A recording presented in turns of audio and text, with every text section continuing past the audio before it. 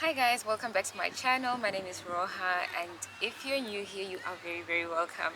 So without wasting time, today's video is going to be a Q&A. So I'm going to follow up on all the questions that you guys actually asked on Instagram. I know it's been a while since I posted. It's just that I am so bad with the internet. Like sometimes I have internet, and then there's sometimes where I just don't have internet and I don't know what to do. I am roaming my Norwegian card, which has been really great. I'm not sure how other people perceive it. For me, it is obviously a little bit expensive in terms of the data per month. I don't remember how much I paid. I think I did pay around let me see, I think I paid $2.99. So that would be around 538 Namibian dollars for my monthly subscription, and I've been roaming my card for at least 11 days I think right now, and everything has been okay. My data is not like running out too fast, which I actually understood that even if you are traveling around Europe and you are roaming your card, your roaming costs remains the same. It's almost as if you're using your card in the country of origin, right? So that has helped me, like, you know, use the maps, text on WhatsApp. I'm able to do that, but coming to like YouTube uploads and all of that is really hard to do it, especially if you're in a place where the network is not that good. But I can post, like, for example, pictures and stuff, but YouTube videos I can't do that. So yeah, unless I'm actually at a place where there's Wi-Fi, then I can't post on YouTube at all. But I try to post, you guys, and sometimes it's just that I don't have time to edit videos and everything because I'm also on the move and all that. But I'll try to post. Right, so today's video is basically going to be the Q&A, and I'm going to be answering all your questions. And I'm going to start with the first one. So what are your gears used to record and shoot your videos? So for me, I think I've got a complex relationship with my YouTube channel when it comes to gears and all of that. I do have a microphone, and I'm not gonna lie, I think I left it in my backpack today. I have a microphone which is really good.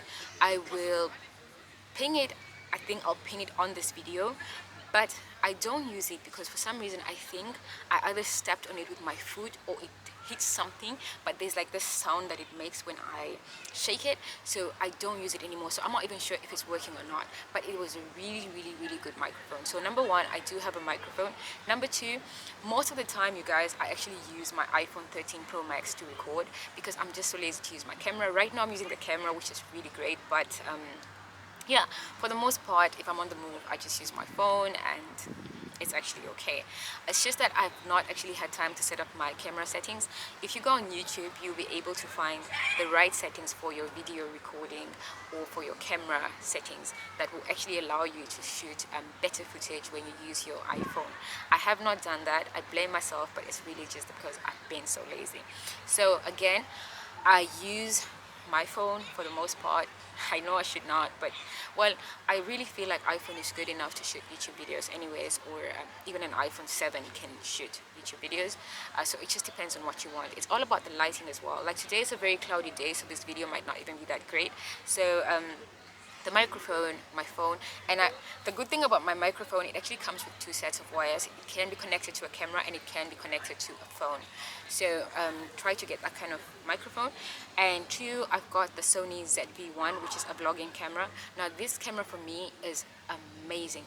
If you look at, for example, my intro video, the first video that I ever posted on YouTube, that was shot on a ZV-1.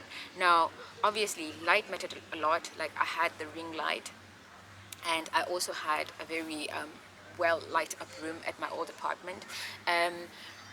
So the ZV-1, in my opinion, is one of the best vlogging cameras ever. The specs are amazing, the camera quality is amazing. You just need good lighting. If you do have the ring light, please do that and make sure that you're in a room where the light is great. My ZV-1 was then stolen. Yeah, it was stolen when I was in Malaysia, and then I bought it again because that's how much I really love the camera. So I'm using it right now to record. It's just that it's a cloudy day, and obviously I don't have lighting right now, but pretty much I feel like the camera is good.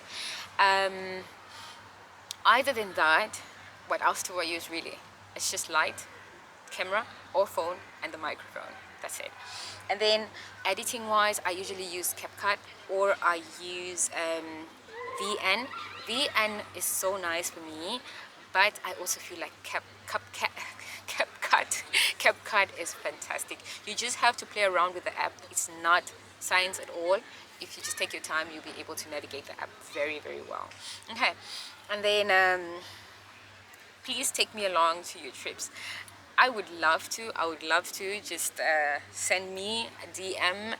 Maybe we could meet somewhere, or maybe we could travel to a country together where we can plan the trip and go there. Personally, I do think I'll be traveling around Africa in December, so maybe we could even go to an African country together. I don't mind. The only thing about me is that I love good vibes. So if a person loves to complain too much, like, oh, it's too hard, or oh, I can't eat that, or I can't sleep here, oh, the hostel is cheap, or oh, it's not gonna work. So for me, it's good vibes only. And obviously, if there is an actual problem, then I would love to know, because I am a solution driven person. So other than that, if there is just complaining and nagging for no reason, then no thanks. But I do love people in general. I love traveling. I love going around with people. So it should not be an issue with me. Traveling together should not be an issue with me. Then, what's your career path? The question is very generic, and I also feel like it's a little bit personal. But yeah, basically, if I were to look at my career history, I was a teacher for several years, and I've also done content moderation, and I minorly worked in a mine. Yes, I have minor experience in a mine. I just recently resigned because I had to focus on, you know, finding myself and finding my path, even career-wise. But I have to say that one of the career paths that do interest me has to be teaching. I love teaching. I love educating people. So whether it's being a lecturer or being a teacher, that is definitely something that I know will interest me, or even just being a trainer, that will interest me a lot. I love working with people, so training and development, and I was actually in training and development when I was in the mine, and that was really nice. So training and perhaps teaching, lecturing, that kind of thing, I think that would actually interest me. But because I think I'm still pretty young, I am flexible to doing a job that can actually enhance my knowledge, either or. It doesn't really matter what job it is. I have my MBA in project management, so I can start off, for example, with being a project assistant, or whatever it is that's related to project management. So yes, hope that answered your question. Okay, and then, how do you get to travel so much? You don't do 9 to 5. You really inspire me. So first things first, I started traveling when I was really young. That's when I started being a solo traveler, and I've always traveled by myself. And through traveling, I've met a lot of people that have taught me a lot about traveling. One of the people that I can say that has actually taught me a lot is my friend David. David has been to, I don't know, probably 90 or 80 countries, and he has taught me so much. And I think part of the reason why I'm traveling right now is because of the things that David has taught me. And so basically, David and I, we met at a surfing kind of school. We used to go surfing together and all of that when I was in Indonesia. So your question is asking, how do you travel so much? So first things first, you need to save money, right? You need to save money. Now, part of my savings includes me actually, what's the word? Depriving myself of the finer things in life. For example, I've spent a year without doing my hair, without doing nails, without doing lashes, without shopping for clothes. Literally the entire 2022 and a part of 2023, I did not have any of those luxuries because I was so busy trying to reach my target. So obviously, have an objective of where you want to go and approximately how much you need. For me personally, I've saved up for my Europe trip for 2 years. And that's the thing that people don't see. They only see you traveling, but they don't see the inner work, or the work behind why you're doing what you're doing. So one, plan, and two, save money, and three, deprive yourself of things that you know are going to stop you from reaching your goals. Personally, I have to say that I have 3 accounts. So one account is actually for my emergencies, 2 is my actual savings and investments account, And the third one is my leisure account. So my leisure account is where I save money for all the things that I need to do, which is really just traveling. That is how I define my leisure time. I travel when I'm free, and that's what I enjoy doing. That's my passion. So I have a specific account where I actually save money just to travel. So again, I saved up for 2 years and I planned exactly where I need to go. And I also sort of, because of my previous traveling experience, I already had an idea of how much I would generally spend in every country. And that's why right now I am not stressed. I know some people when they travel, they are so stressed about finances, but for me, it's the least of my worries. I know exactly how much I need to spend. For example, when I'm traveling right now, I know that if I were to actually stay in a hostel, I would be willing to pay less than 30 euro. I would not pay more than 30 euro to actually stay in a hostel. And the only time that I will is if I need to. And obviously, because when you set a travel budget, you don't only set it, let's say, for example, oh, I need, let's say, 50,000 to travel. You need to sort of have a bubble between that, just in case something else happens. And that's exactly why on this trip I brought 2 cards. Yes, I brought 2 cards. One is my emergency card and 2 is my leisure account. So my emergency account, I use it for things that I had not planned for in my travel. So if something happens to me, I use that account. Do I not do 9 to 5? So I've been doing 9 to 5 for the longest time now. And finally, I decided to take a break, and I owe it to myself. I've actually planned for this moment and I've waited for this moment for 2 years. So at the moment, I'm not going to lie to you, I've actually set myself up to travel for 6 months. So hopefully my plan does go according to that. Unless anything changes, I'm going to be traveling for 6 months. And the reason is because I've always promised myself that there will come a time in my life where I'm not working, I'm not thinking of work, I'm not thinking of making money, I'm not thinking of anything. Just waking up when I want to, relaxing, enjoying myself, traveling and seeing the world. And I even told my guardian the other day that I saw so many old people struggling to travel right now. Some of them can't see, some of them can't walk, they get tired, and as you're walking around, some of them even fall asleep. And I've promised myself that before I reach 30 years old, I'm going to travel. And I don't want to get to a point in my life where I'm just thinking about always making money. And the second thing is that I don't want to get to a point in my life where I can't even walk, I can't see, I can't walk, I can't, I'm not able, and I'm busy traveling. I want to do that while I'm young, healthy, and I can run, I can walk, I can see. So I'm taking advantage of my abilities, and I thank God for that. Okay, so what's the secret behind all these good lives, travels, etc.? How did you get there?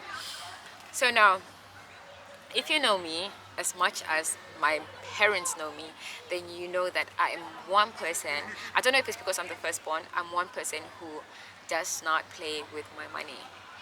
And whenever I need financial advice, I ask my parents. So technically, like I mentioned before, this question I think to me is just similar to the previous one. I saved up for this trip for 2 years. 2 years, 2 years.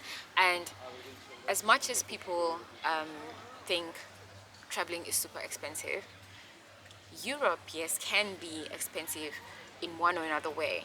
But maybe the way you think is expensive, it's not actually how it is. Because for me right now, I'm from Namibia. When I look at European prices, it's like, okay, it's expensive, but it's not like I need to break the bank. You know what I mean? And so for me, it's all about respecting your savings. And even at my previous job, people that were close to me would always know that I always motivated them and encouraged them to save money. Save money, save money, save money, save money. I don't care if all you save per month is $1,000. Save money. And I know our earnings bracket at my previous job, right?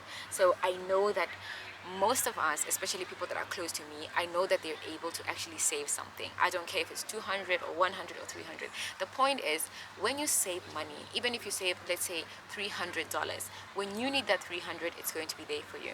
And when you create a habit of saving, you will not regret it. And at some point you just feel like, oh, I actually have money and my money is growing. So for me, I love to see money growing and I love to invest my money. So yeah, that I can say is the reason. I don't think I have a fancy life. I mean, I don't stay in fancy hotels when I travel. I stay in hostels or I serve with a host. So hostels generally, like I said, I would not pay for a hostel more than 30 euro unless I really, really have to. So I don't think I have a luxury life. I have a very comfortable life, and obviously I've been working since I think I was 19 or something, and I've always been responsible with my money.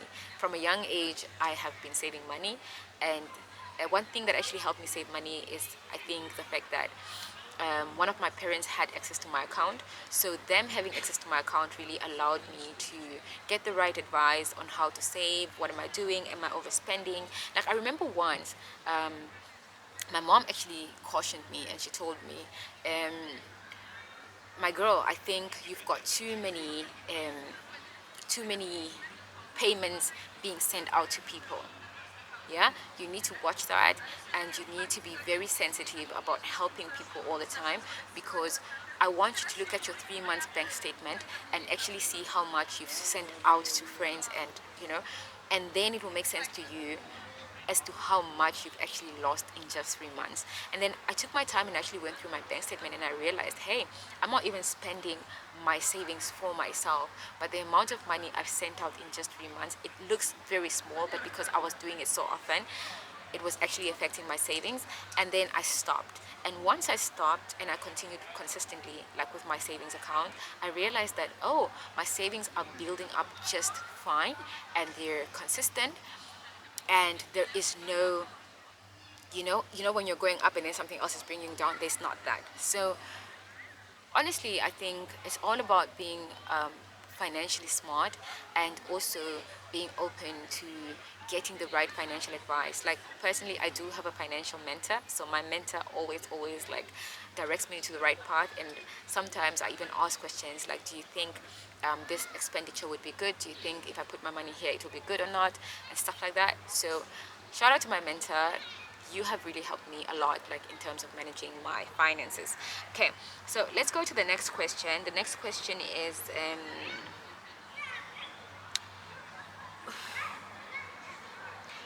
hi, please assist me in applying for undergraduate scholarships, please. Most definitely, I'll be posting more scholarships very soon.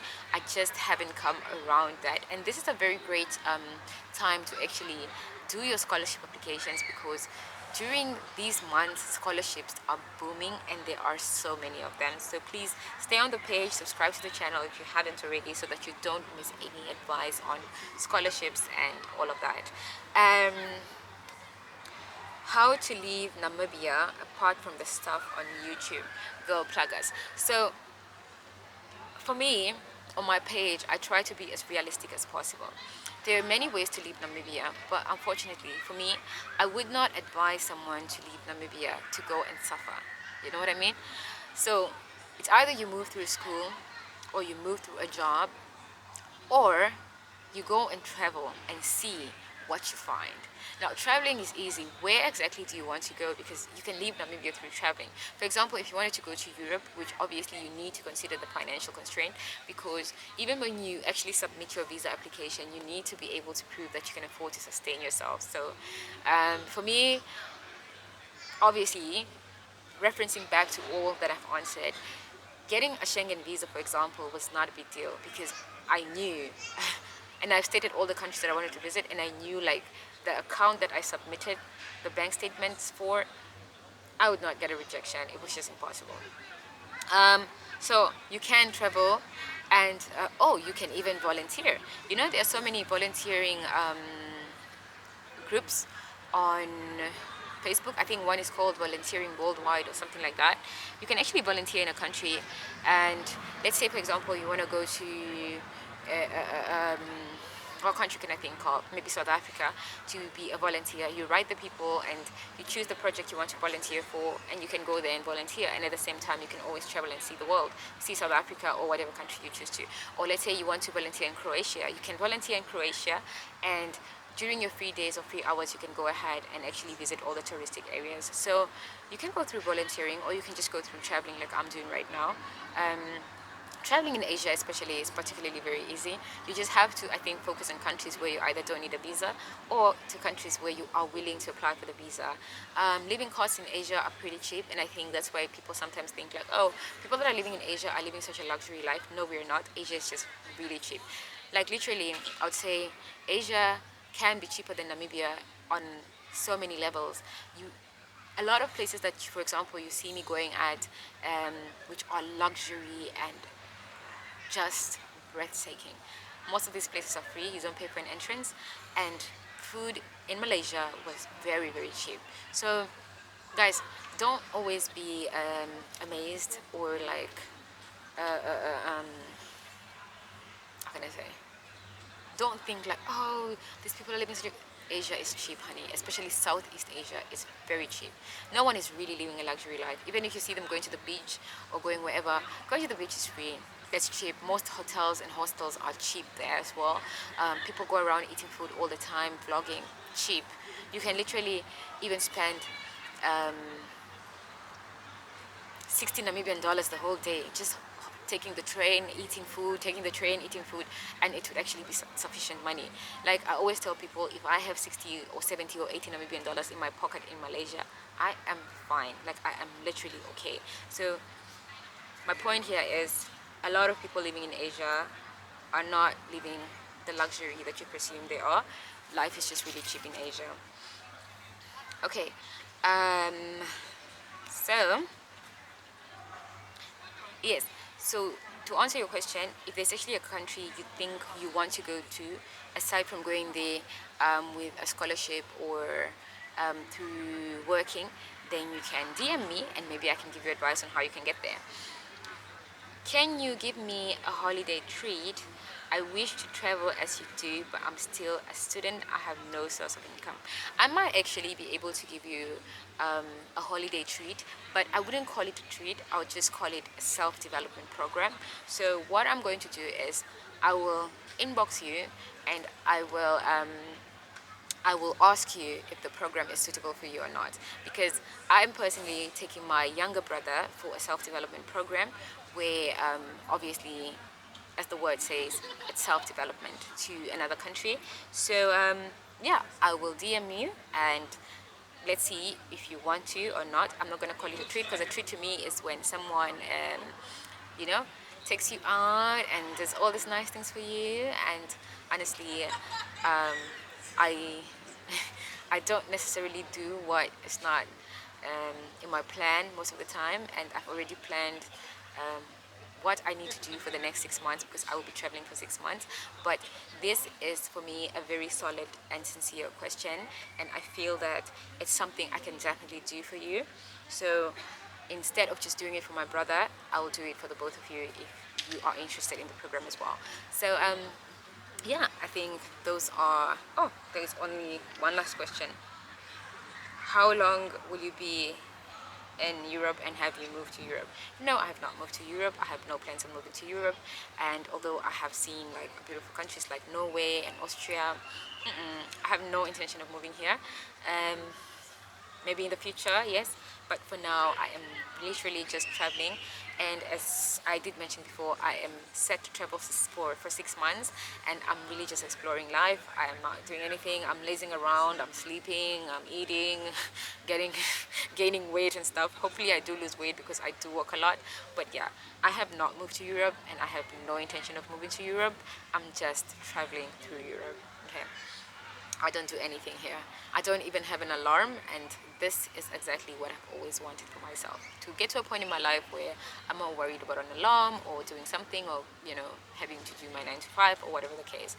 So yeah, but looking back at the questions, I think also what I need to add is that obviously before you go out and just spend money, you know, you also have to have something sustainable that holds you, right? So by sustainable, I mean you should have an investment. So personally, before I left Namibia, I believe I really made a good investment. I can't talk about it right now on YouTube because it's still in its primary phase, but it gives me peace of mind knowing that I've actually invested solid money somewhere into something that is sustainable, that I can call an asset for myself, um, and then I can travel freely, free of guilt of, not thinking that, oh, I'm just out here spending money and I haven't even invested money, or I haven't done anything solid for myself. Yeah, no, no, no, no. So that's what I need to add. Don't just well, it can be person to person. Some people don't care about investments and all of that. They would rather just live their life and be happy and be globetrotters.